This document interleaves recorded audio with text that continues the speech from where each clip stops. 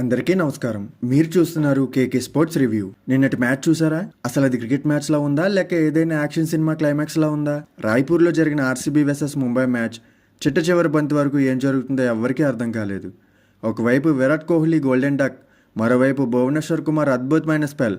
మరి నేటి match highlights ఏంటో ఈ వీడియోలో చూద్దాం. ముందుగా టాస్ గెలిచి ఆర్సీబీ ఫీల్డింగ్ ఎంచుకుంది. ముంబై బ్యాటింగ్ కు దిగింది, కానీ మన స్వింగ్ కింగ్ భువనేశ్వర్ కుమార్ దెబ్బకు ఎంఐ టాప్ ఆర్డర్ ప్యాక్ మెడలా కూలిపోయింది. కేవలం 28 పరుగులకే 3 వికెట్లు కోల్పోయి ముంబై కష్టాల్లో పడింది. అయితే తిలక్ వర్మ 57 పరుగులు మరియు నమందిరి 47 పరుగులతో ఆదుకోవడంతో ముంబై 20 ఓవర్లలో 166 పరుగులు చేయగలిగింది.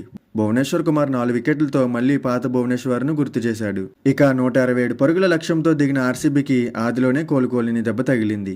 దీపక్ చహర్ వేసిన మొదటి ఓవర్లోనే విరాట్ కోహ్లీ గోల్డెన్ డక్ అయ్యాడు. వరుసగా ఇది రెండో డక్అవుట్ కావడంతో ఫ్యాన్స్ ని బాగా నిరాశపరిచింది. 39 పరుగులకే 3 వికెట్లు కోల్పోయిన దశలో కృణాల్ పాండ్యా రంగంలోకి దిగాడు. కండరాలు పట్టేస్తున్న పట్టుదలతో 73 పరుగులు చేసి మ్యాచ్ను మలుపు తిప్పాడు. అసలైన డ్రామా లాస్ట్ ఓవర్లో జరిగింది. ఆర్సీబీ గెలవడానికి 6 బంతుల్లో 15 పరుగులు కావాలి. క్రీజులో బౌలర్ భువనేశ్వర్ కుమార్ ఉన్నాడు. ఒక భారీ 6 కొట్టి మ్యాచ్ను ఉత్కంఠంగా మార్చాడు. ఇక ఆఖరి బంతికి 2 పరుగులు కావాలి. ఫీల్డర్ బంతిని అందుకోవడంలో తడబడడంతో బ్యాటర్లు డైవ్ చేసి ఆ రెండో పరుగును పూర్తి చేశారు. అంతే, ఆర్సీబీ విజయం సాధించింది. ఈ విజయంతో ఆర్సీబీ టేబుల్ టాప్ లోకి వెళ్ళిపోయింది. కానీ పాపం ముంబై ఇండియన్స్ మరియు లక్నో జట్లు అధికారికంగా ప్లే ఆఫ్స్ రేస్ నుండి తప్పుకున్నాయి. నిన్నటి మ్యాచ్లో మీకు నచ్చిన మూమెంట్ ఏది? భువనేశ్వర్ కుమార్ బౌలింగా లేక కృణాల్ బ్యాటింగా? కింద కమెంట్ సెక్షన్లో చెప్పండి. మరిన్ని ఐపీఎల్ అప్డేట్స్ కోసం మన ఛానల్ని సబ్స్క్రైబ్ చేసుకోండి బెదరు. అలాగే ఈ వీడియో మీకు నచ్చినట్లయితే ఒక లైక్ కొట్టండి.